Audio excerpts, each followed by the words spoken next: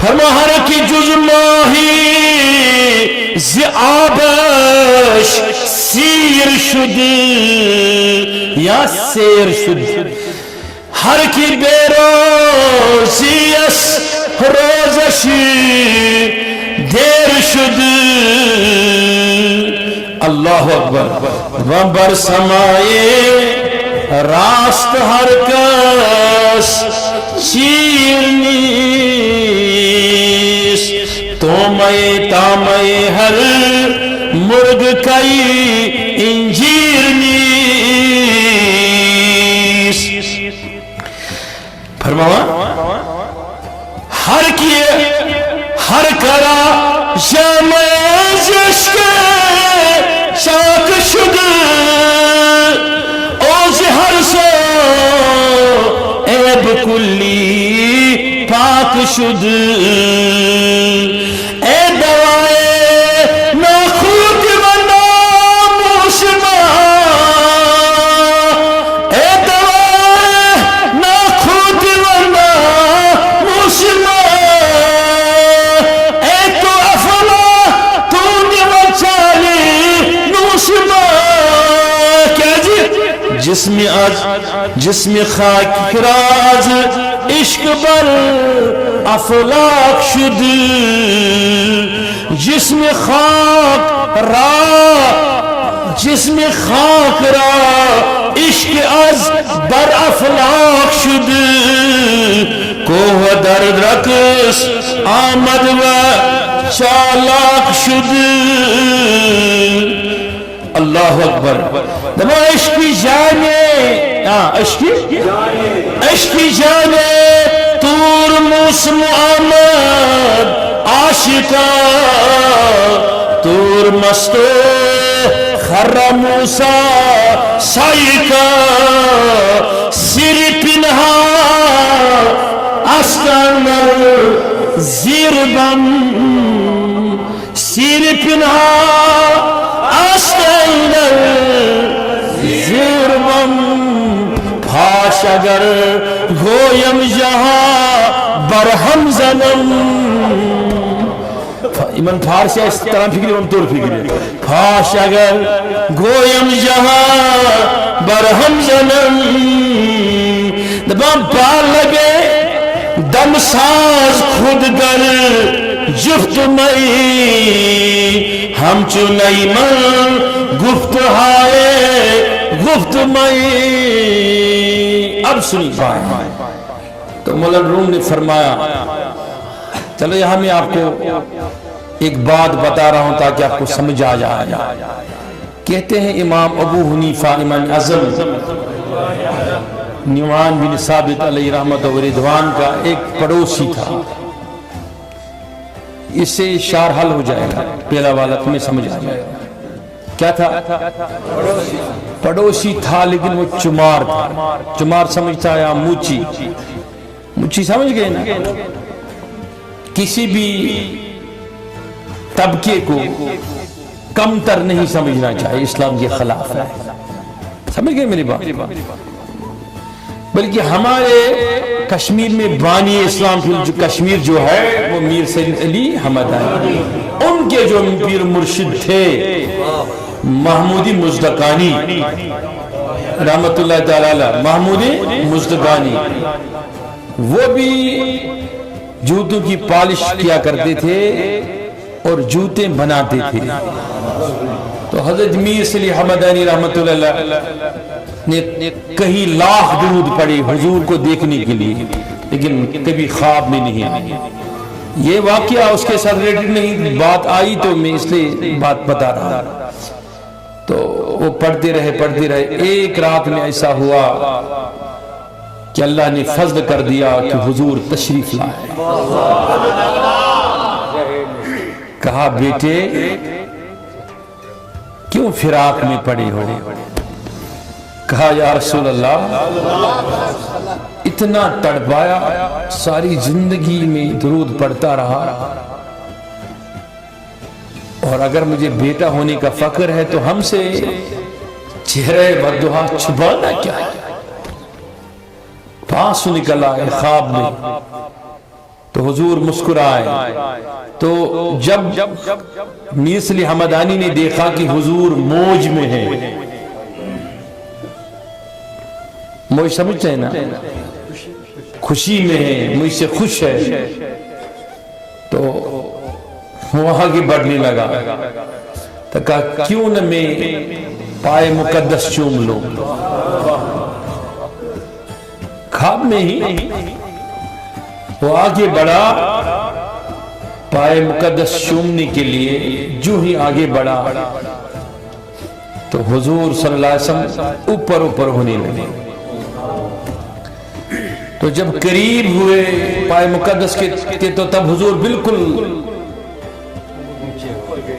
بالکل اوپر کی طرف چلے گئے تھے، لیکن بات ہو رہی تھی. تو کہا یا رسول اللہ، ایک طرف تو بیٹا کہا، ایسا بھی میرا کیا خطا ہے، میری ایسی کیا گناہ ہے کہ میں تیرے طرف آنا چاہتا تھا پائے بوسی کرنے کے لیے، قدمین چومنے کے لیے، آپ چلے گئے. حضور مسکرائے، مسکرا کے فرمایا بیٹے آپ گنہگار نہیں ہیں، مجھے ادھر بھی تم پہ فخر ہے، ادھر بھی فخر ہے. اور وہ معراج کا واقعہ سنایا، میں نے تو تمہیں معراج کے دن پیش کیا پیغمبروں میں، لیکن وہ تو روحانی سلسلہ تھا، تب تو صرف بصری تھا، قید نہیں تھی. میں نے بلایا معراج میں، پیغمبروں کے سامنے تعارف کیا آپ کا، تب قید نہیں تھی. لیکن اب تو تیری بصری، تیری بدن، اب تم مجھے چھو نہیں سکتا ہے جب تک کہ تمہیں کوئی پیر ایسا نہ ملے اور رستہ بتائے مجھے میرے قدم کیسے پکڑ سکتے ہیں.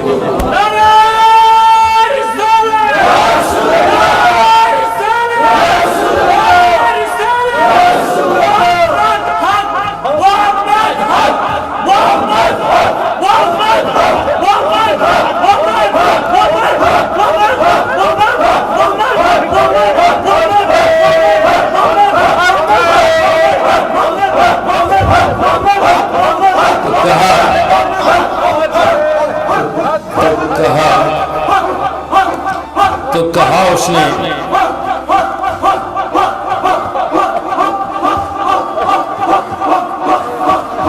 تو کہا بیٹے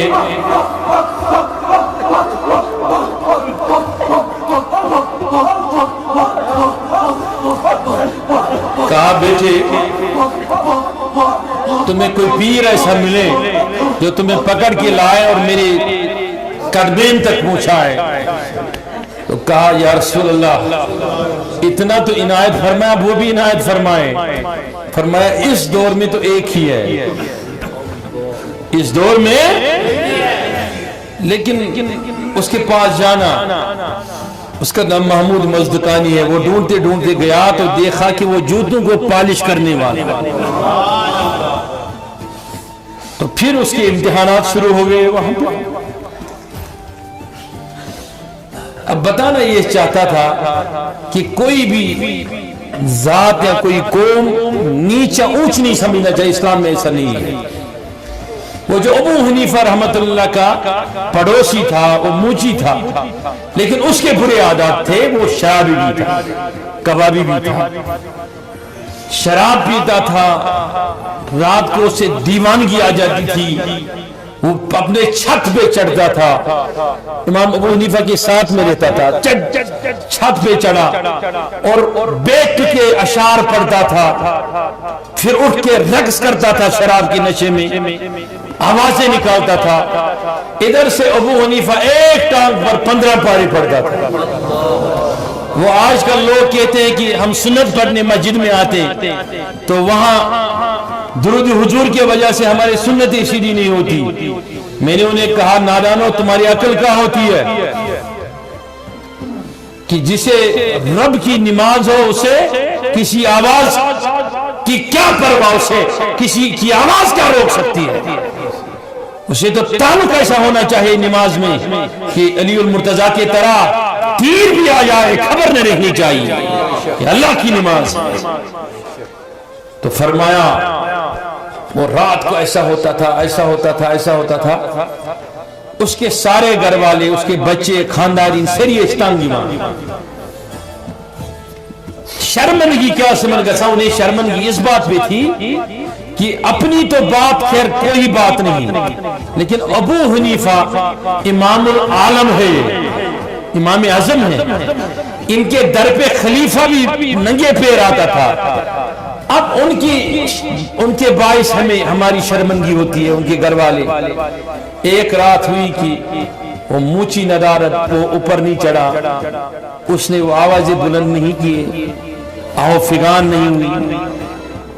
کل دوسری رات ہوئی، پھر نہیں ہوئی، آوازیں جب نہیں آئی، تیسری صبح ابو حنیفہ نے ان کے در کو کھٹکھٹایا، کہا وہ آوازیں کرنے والا کہاں ہے؟ خیر ہے اس کی، بیمار تو نہیں ہے؟ کہا حضرت اب وہ آوازیں نہیں کرے گا، آپ کو تنگ نہیں کرے گا۔ کہا کیوں؟ کہا ہم نے کوتوالی میں تھانے میں رپورٹ لکھوائی اور اس سے ہم نے بند کروایا، قید کروایا۔ تو اس نے کہا اچھا ایسی بات ہے۔ تو امام ابو حنیفہ واپس گھر نہیں گئے، سیدھا تھانے گئے، وہاں کوتوال سے کہا۔ وہ جب اس نے دیکھا ابو حنیفہ، وہ تھر تھرا کانپنے لگا، کھڑا ہو گیا، کہا حضرت مجھے آواز دی ہوتی تو میں سر کے بل چلا آتا، آپ نے مجھے کیوں نہیں بلایا؟ میں سارا ڈپارٹمنٹ لے کے آتا۔ کہا نہیں مجھے کام تھا آپ سے اس لیے آیا۔ کہا حضرت حکم فرمائے۔ کہا میرے پڑوسی کو آپ پکڑ کے لے آئے ہیں؟ کہا حضرت ہاں ان کو لے کے آئے، لیکن وہ شرابی ہے، کبابی ہے، لوگوں کو تنگ کرتا ہے۔ کہا میری ایک التجا ہے، میری ضمانت پہ اسے رہا کر دو گی؟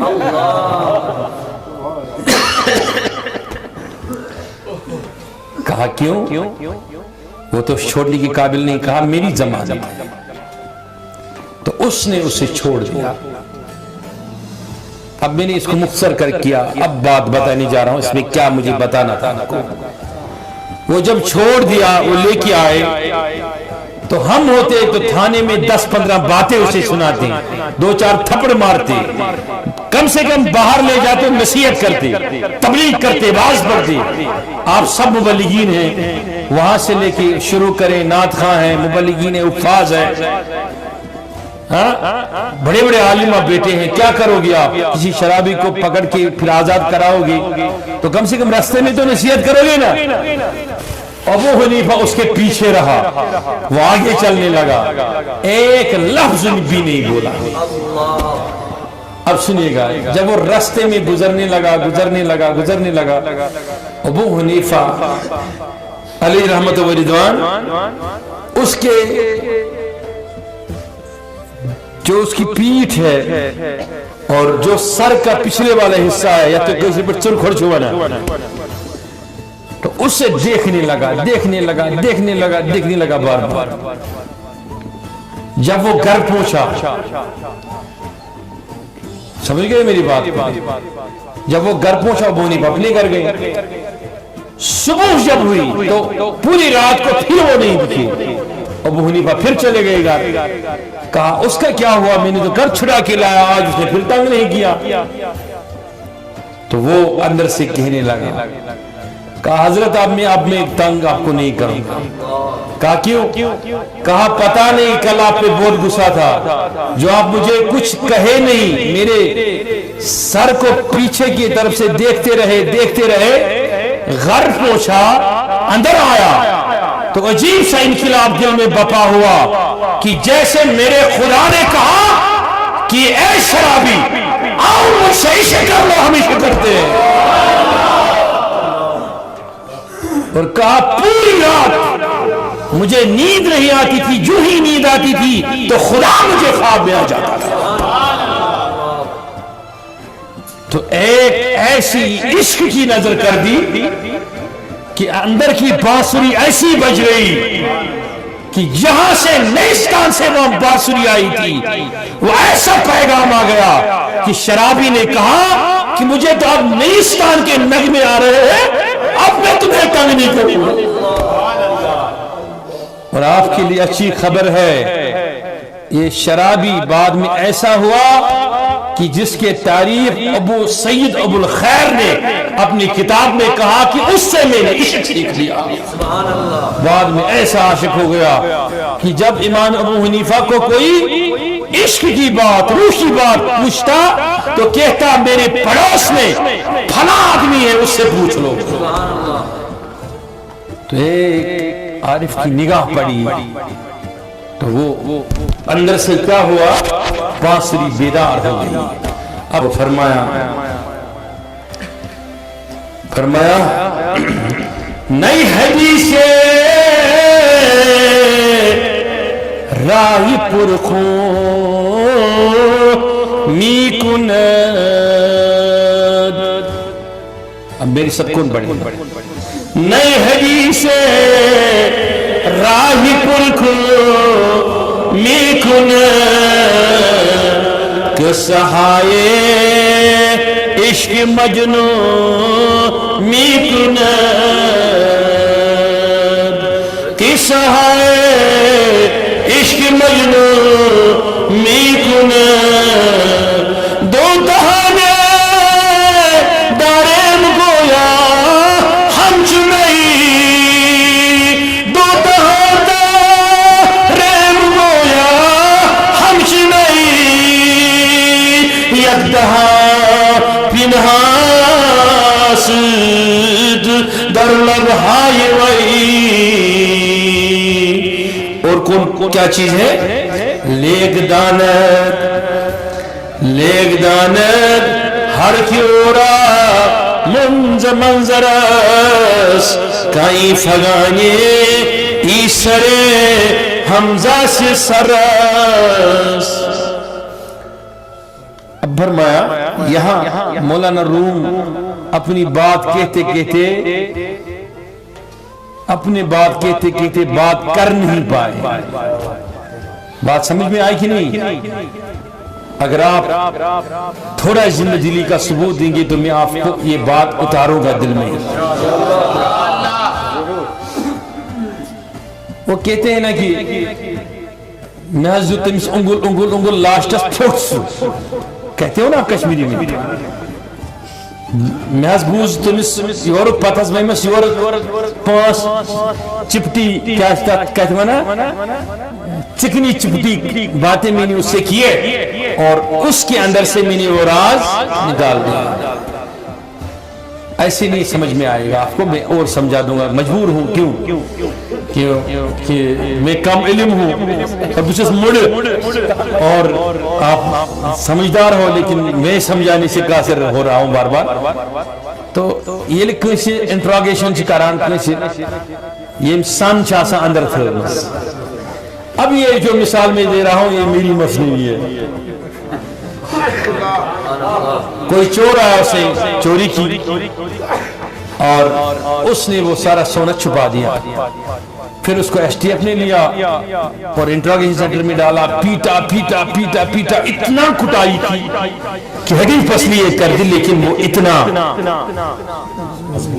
مضبوط چور تھا، یعنی مضبوط بانسری والا تھا، اس نے کچھ نہیں بتایا اور اس نے وہ سن اپنے اندر ہی پوشیدہ رکھی۔ اور جب اس نے اندر پوشیدہ رکھی پھر سرکار کو پتا چلا کہ سن تو جو چوری کی ہے وہ اسی نے کی ہے، مال اسی کے پاس ہے، مال مسروق کا اسی کے پاس ہے، لیکن اب اس کو کٹائی سے کچھ نہیں ہوا، پاور ٹچ کیے کچھ نہیں ہوا، الٹا لٹکایا کچھ نہیں ہوا۔ یہ ساری چیزیں میں جو کہہ رہے ہیں نا ان سے ولی گزرے ہیں، الٹا لٹک کے وظیفے کیے، ضربات کر کے اپنے سینے کو کوٹا پیٹا۔ یہ یوں ہی میں نہیں کہہ رہا ہوں، آپ کو تھانے کی مثالیں دے رہا ہوں، اور اپنے آپ پہ ضربات لگائے، ضرب دیے، ضرب کاری سے کوٹا پیٹا، پھر بھی وہ بانسری اندر بجی نہیں، وہ بانسری اندر والی بجی نہیں۔ پھر وہ کہیں چلے گئے اور کسی عارف نے پھونک مار کے اس کو بجا دیا۔ اب خیر تو یہ بات میں نے اس لیے کر دی کہ میں نے کہا کہ میرے شاگرد بڑے تیز ہے اور پڑھانے والا تھوڑا کمزور ہے، اور اس لیے میں نے اس کو آسان کرنے کے لیے پہلے بتا دیا۔ اور جب اس کو پیٹا کوٹا وہ بولا نہیں، پھر سرکار کو یہ سوجی، یہ خیال آیا کیوں نہ اس کو اپنا ایک زبردست جو ہمارا آدمی ہے، کون آدمی؟ نہیں، ہاں جاسوس، اسی جاسوس کو بولتے ہیں، یہ اس کو ورگلا کر اس راز کو نکال دیا، پھر وہ اس کو جاسوس پلان کرتے ہیں۔ بات سمجھ میں آئی؟ بات اتنی عظیم ہے، اگر سمجھو گے تو بات تو پھر کیا ہوا کہ کوئی جاسوس آیا اور اس نے سامنے آ کر کہا مارنے والوں سے، مت مارو اس بیچارے کو، اس نے چوری نہیں کی اور تمہیں پتہ نہیں غلط ایڈریس ملا اس کا، اتنا مارا، اتنا میں ذمہ دار ہوں، یہ چور نہیں ہو سکتا ہے، کم سے کم رحم کرو اس پر۔ تو اس آدمی کے اندر، اس کے دل کے اندر اس کی محبت آ گئی، اس کی شفقت آ گئی، کہا اس نے مجھے بچایا۔ تو پھر اس نے اس سے دوستی شروع کی۔ جب دوستی ہو گئی تو دوستی کرتے کرتے کرتے کرتے کرتے اس نے اس کو بتایا کہ میں بھی چور ہوں، میں بھی چوری کرتا تھا، پھر میں نے ایسی چوری کی، پھر میں نے ایسی چوری کی، پھر میں نے ویسی چوری کی۔ جب ساری چوریوں کے بارے میں اس نے بتایا تو وہ اصل چور اپنے مال مسروقہ کی طرف آیا، اس نے کہا میں نے بھی تو یہ چوری کی ہے، لیکن یہ میں تمہیں بتاتا ہوں، کسی اور کو نہیں بتاتا۔ بات سمجھ میں آئی کہ نہیں؟ بات سمجھ میں آئی کہ نہیں؟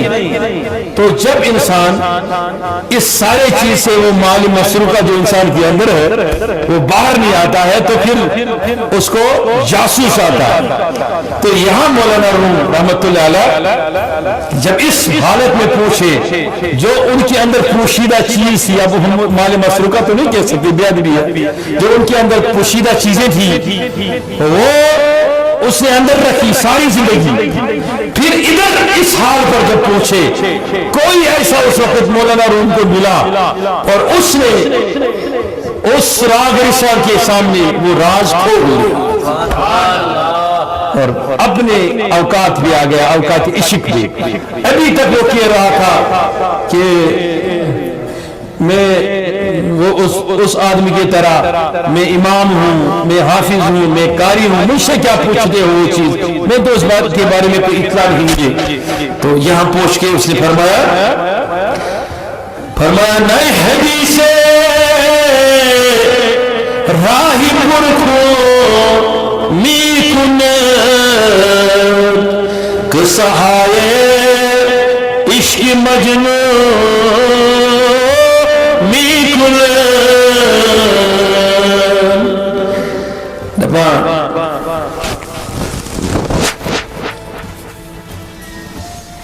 اللہ اکبر۔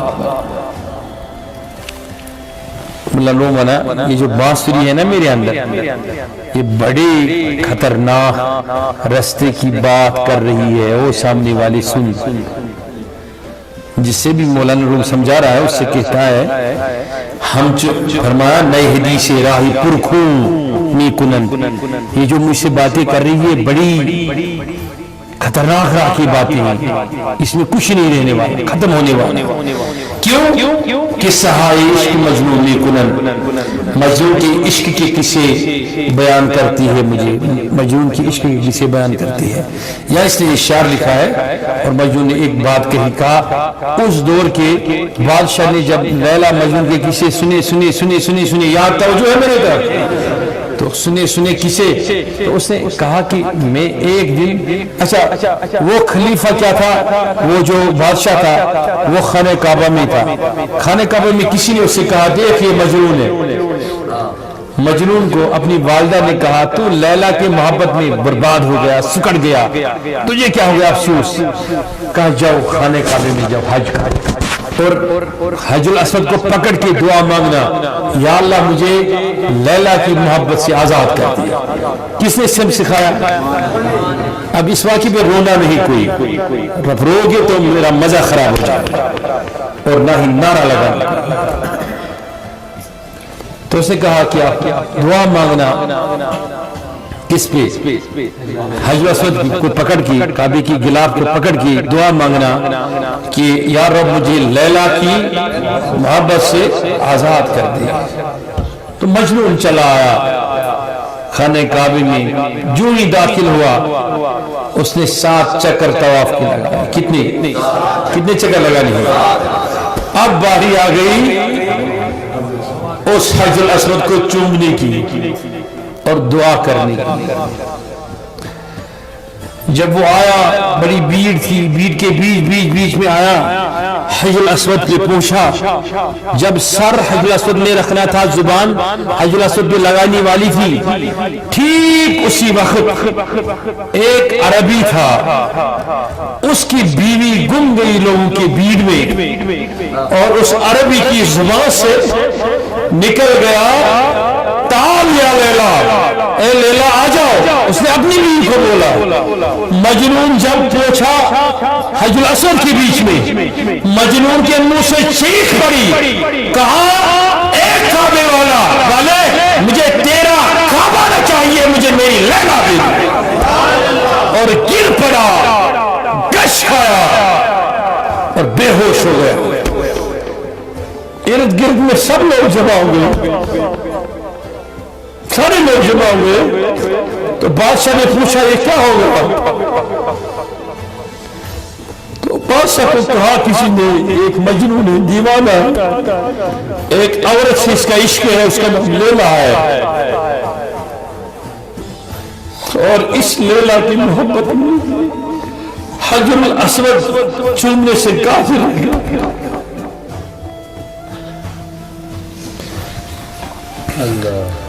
اس نے کہا لیلا کو بلا کے لاؤ، یہ اس بیچارے کا قصہ بھی ختم۔ تو لیلا کو لیا۔ تو لیلا جب آئی تو بادشاہ نے دیکھا اس کو، وہ ایک کالی عورت تھی، اس کا چہرہ کالا، کوئی حسن والی نہ تھی، کوئی ایسی نہ تھی کہ جس میں کوئی فرقہ ہو جائے، دیوانہ ہو جائے۔ تو اس نے اس سے کہا تو عام عورتوں سے بھی گٹھیا ہو، تیرے حسن میں کیا ہے اتنا کہ یہ پاگل حجر الاسود کو پکڑنے سے نیچے گر گیا تیری محبت میں، تیرا نام سن کے۔ تو اس نے جواب دے دیا واپس، کہا بادشاہ پاگل تو ہے، دیوانہ تو ہے، مجنون نہیں ہے۔ میرے حسن کو دیکھنے کے لیے مجنون کی آنکھ چاہیے، میرے حسن کو دیکھنے کے لیے مجنون کی آنکھ چاہے، نبی کو دیکھنے کے لیے عمر یا شریف تو چاہیے نا، وہ بلال چاہیے، بلال۔ ابو جہل کو کیا ضرورت ہے، وہ نبی کو دیکھ کر اسے کچھ نہیں ہوتا، بلال چاہیے، نبی کو دیکھنے کے لیے بلال کی آنکھ چاہیے۔ تو یہاں مولانا روم ٹوٹ گئی، عشق میں ٹوٹ گئی، اور وہ جو اس کے اندر بات تھی وہ باہر کر دی۔ کہا نادان، تیرے اندر یہ بانسری جو ہے، تیرے اندر جو بانسری ہے یہ بجتی ہے، اس سے پیغام ملتا ہے، یہ اس حقیقت میں پیغام ملتا ہے، تمہیں خبر نہیں، اس پیغام کو تو جانتا نہیں، پہچانتا نہیں، تمہیں خبر نہیں وہ پیغام کیا ہے۔ تو مشہور واقعہ ہے ابراہیم علیہ السلام کا، بولیے۔ تو ابراہیم علیہ السلام کے بارے میں حضرت جبریل علیہ السلام نے ایک بار کہا، اے مالک و مولا یا رب، تو